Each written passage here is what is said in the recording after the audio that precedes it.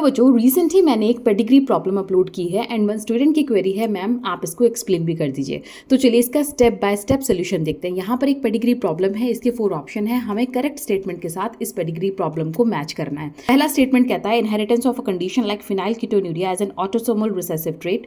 दूसरा है the pedigree chart is wrong because it could not be possible. Inheritance of a recessive sex link disease like haemophilia. Inheritance of sex link inborn error of metabolism like phenylketonuria. चलिए इसका step by step solution देखते हैं। देखिए बच्चों, ये हमारी pedigree problem है। यहाँ पर देखिए पेरेंट्स जो F1 जनरेशन है कोई भी इफेक्टेड नहीं है, सबके सब क्या है, मेल और फीमेल दोनों ही क्या है, नॉर्मल है।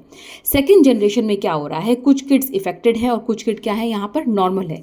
यानी दोनों जेंडर्स यानी मेल और फीमेल दोनों में ही क्या आ रही है, डिसीज आ रही है। यहाँ पर देखिए मेल में भी डिसीज आ रही है और फीमेल में भी डिसीज आ रही है, यानी दोनों ही डिसीज कैरी कर रहे हैं। फोर्थ पॉइंट में हम देखते हैं disease is skipping, like parents normal है बट उनकी जो जनरेशन है F2 जनरेशन है उसमें क्या है, डिसीज आ रही है, यानी स्किप कर रही है जनरेशन। एक जनरेशन में डिसीज है, दूसरी जनरेशन में डिसीज नहीं है, डिसीज जो है स्किप कर रही है।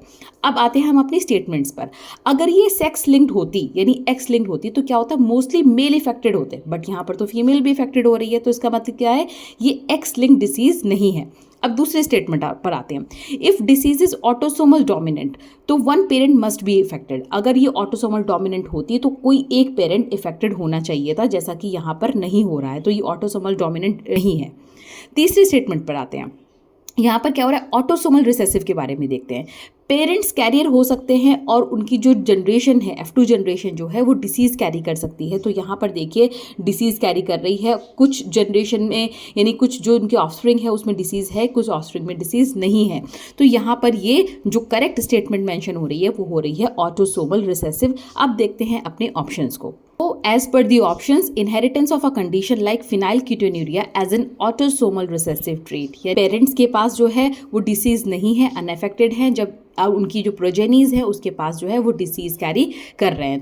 तो ये क्या रहेगा, ऑटोसोमल रिसेसिव ट्रेट। तो correct answer is option A, inheritance of a condition like phenylketonuria as an autosomal recessive trait. I hope you get the answer. Follow for more such tips and tricks और NEET biology की preparation करने के लिए follow करिए। All the very best.